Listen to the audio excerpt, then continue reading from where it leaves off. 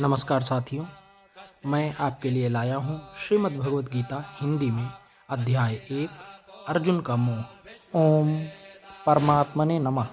श्रीमद् भगवद गीता अथ प्रथमो अध्यायः। धृतराष्ट्र बोले, हे संजय, धर्मभूमि कुरुक्षेत्र में एकत्रित युद्ध की इच्छा वाले मेरे और पांडु के पुत्रों ने क्या किया।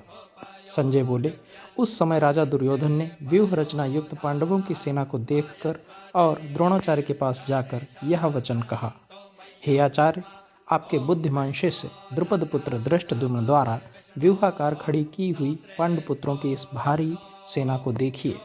इस सेना में बड़े बड़े धनुषों वाले तथा युद्ध में भीम और अर्जुन के समान शूरवीर सात्यकी और विराट तथा महारथी राजा द्रुपद, धृष्टकेतु और चेकितान तथा बलवान काशीराज, पुरुजित, कुंतीभोज और मनुष्यों में श्रेष्ठ शैब्य, पराक्रमी युधामन्यु तथा बलवान उत्तमौजा, सुभद्रा पुत्र अभिमन्यु एवं द्रौपदी के 5 पुत्र, ये सभी महारथी हैं।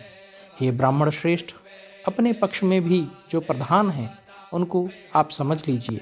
आपकी जानकारी के लिए मेरी सेना के जो सेनापति हैं उनको बतलाता हूँ। आप द्रोणाचार्य और पितामह भीष्म तथा कर्ण और संग्राम विजयी कृपाचार्य तथा वैसे ही अश्वत्थामा, विकर्ण और सोमदत्त का पुत्र भूरिश्रवा और भी मेरे लिए जीवन की आशा त्याग देने वाले बहुत से शूरवीर, अनेक प्रकार के शस्त्रास्त्रों से सुसज्जित और सब के सब युद्ध में चतुर हैं। भीष्म पितामह द्वारा रक्षित हमारी वह सेना सब प्रकार से अजेय है और भीम द्वारा रक्षित इन लोगों की यह सेना जीतने में सुगम है। इसलिए सब मोर्चों पर अपनी अपनी जगह स्थित रहते हुए आप लोग सभी निसंदेह भीष्म पितामह की ही सब ओर से रक्षा करें। कौरवों में वृद्ध बड़े प्रतापी पितामह भीष्म ने उस समय दुर्योधन के हृदय में हर्ष उत्पन्न करते हुए उच्च स्वर से सिंह की दहाड़ के समान गरज कर शंख बजाया। इसके पश्चात शंख और नगाड़े तथा ढोल और मृदंग और नरसिंघे आदि बाजे एक साथ ही बज उठे। उनका वह शब्द बड़ा भयंकर हुआ। इसके अनंतर सफ़ेद घोड़ों से युक्त उत्तम रथ में बैठे हुए श्री कृष्ण महाराज और अर्जुन ने भी अलौकिक शंख बजाए। श्री कृष्ण महाराज ने पांचजन्य नामक, अर्जुन ने देवदत्त नामक और भयानक कर्म वाले भीमसेन ने पौंड्र नामक महाशंख बजाया। कुंती पुत्र राजा युधिष्ठिर ने अनंत विजय नामक और नकुल तथा सहदेव ने सुघोष और मणिपुष्पक नामक शंख बजाए। श्रेष्ठ धनुष वाले काशीराज और महारथी शिखंडी एवं धृष्टद्युम्न तथा राजा विराट और अजेय सात्यकी, राजा द्रुपद एवं द्रौपदी के 5 पुत्र और बड़ी भुजा वाले सुभद्रा पुत्र अभिमन्यु, इन सभी ने, हे राजन, सब ओर से अलग अलग शंख बजाए और उस भयानक शब्द ने आकाश और पृथ्वी को भी गुंजाते हुए धार्तराष्ट्रों के अर्थात आपके पक्ष वालों के हृदय विदीर्ण कर दिए। हे राजन, इसके बाद कपिध्वज अर्जुन ने मोर्चा बांधकर डटे हुए धृतराष्ट्र संबंधियों को देखकर उस शस्त्र चलने की तैयारी के समय धनुष उठाकर ऋषिकेश श्री कृष्ण महाराज से यह वचन कहा, हे अच्युत, मेरे रथ को दोनों सेनाओं के बीच में खड़ा कीजिए और जब तक कि मैं युद्ध क्षेत्र में डटे हुए युद्ध के अभिलाषी इन विपक्षी योद्धाओं को भली प्रकार देख लूं कि इस युद्ध रूप में व्यापार में मुझे किन किन के साथ युद्ध करना योग्य है, तब तक उसे खड़ा रखिए। दुर्बुद्धि दुर्योधन का युद्ध में हित चाहने वाले जो ये राजा लोग इस सेना में आए हैं, इन युद्ध करने वालों को मैं देखूंगा।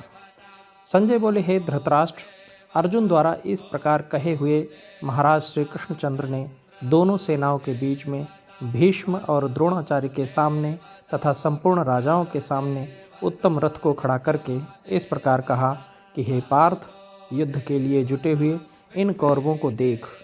इसके बाद प्रथापुत्र अर्जुन ने उन दोनों ही सेनाओं में स्थित ताऊ, चाचों को, दादों, परदादों को, गुरुओं को, मामाओं को, भाइयों को, पुत्रों को, पौत्रों को तथा मित्रों को, ससुरों को और सुहृदों को भी देखा। उन उपस्थित संपूर्ण बंधुओं को देखकर वे कुंती पुत्र अर्जुन अत्यंत करुणा से युक्त होकर शोक करते हुए यह वचन बोले। अर्जुन बोले, हे कृष्ण, युद्ध क्षेत्र में डटे हुए युद्ध के अभिलाषी इस स्वजन समुदाय को देखकर मेरे अंग शिथिल होते जा रहे हैं और मुख सूखा जा रहा है तथा मेरे शरीर में कंप एवं रोमांच हो रहा है। हाथ से गांडीव धनुष गिर रहा है और त्वचा भी बहुत जल रही है तथा मेरा मन भ्रमित सा हो रहा है, इसलिए मैं खड़ा रहने को भी समर्थ नहीं हूँ। हे केशव, मैं लक्षणों को भी विपरीत ही देख रहा हूँ तथा युद्ध में स्वजन समुदाय को मारकर कल्याण भी नहीं देखता। हे कृष्ण, मैं न तो विजय चाहता हूँ और न राज्य तथा सुख को ही। हे गोविंद, हमें ऐसे राज्य से क्या प्रयोजन है अथवा ऐसे भोगों से और जीवन से भी क्या लाभ है। हमें जिनके लिए राज्य, भोग और सुख आदि अभीष्ट हैं, वे ही ये सब धन और जीवन की आशा को त्याग कर युद्ध में खड़े हैं। गुरुजन, ताऊ, चाचे, लड़के और उसी प्रकार दादे, मामे, ससुर, पौत्र, साले तथा और भी संबंधी लोग हैं। हे मधुसूदन, मुझे मारने पर भी अथवा तीनों लोकों के राज्य के लिए भी मैं इन सबको मारना नहीं चाहता। फिर पृथ्वी के लिए तो कहना ही क्या है। हे जनार्दन, धृतराष्ट्र के पुत्रों को मारकर हमें क्या प्रसन्नता होगी। इन आतताइयों को मारकर तो हमें पाप ही लगेगा। अतएव हे माधव, अपने ही बांधव धृतराष्ट्र के पुत्रों को मारने के लिए हम योग्य नहीं हैं, क्योंकि अपने ही कुटुंब को मारकर हम कैसे सुखी होंगे। यद्यपि लोभ से भ्रष्ट चित्त हुए ये लोग कुल के नाश से उत्पन्न दोष को और मित्रों से विरोध करने में पाप को नहीं देखते, तो भी हे जनार्दन, कुल के नाश से उत्पन्न दोष को जानने वाले हम लोगों को इस पाप से हटने के लिए क्यों नहीं विचार करना चाहिए।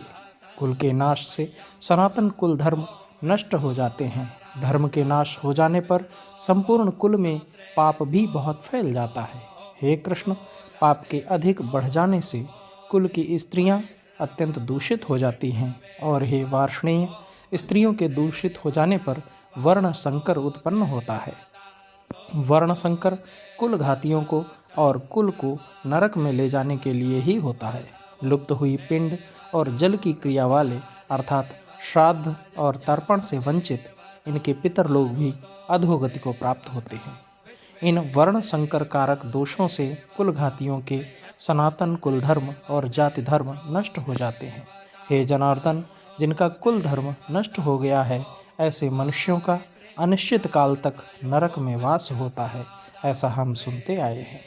हाँ शोक, हम लोग बुद्धिमान होकर भी महान पाप करने को तैयार हो गए हैं, जो राज्य और सुख के लोभ से स्वजनों को मारने के लिए उद्यत हो गए हैं। यदि मुझे शस्त्र रहित एवं सामना न करने वाले को शस्त्र हाथ में लिए हुए धृतराष्ट्र के पुत्र रण में मार डाले, तो वह मारना भी मेरे लिए अधिक कल्याणकारक होगा। संजय बोले, रणभूमि में शोक से उद्विग्न मन वाले अर्जुन इस प्रकार कहकर बाण सहित धनुष को त्याग कर रथ के पिछले हिस्से में बैठ गए।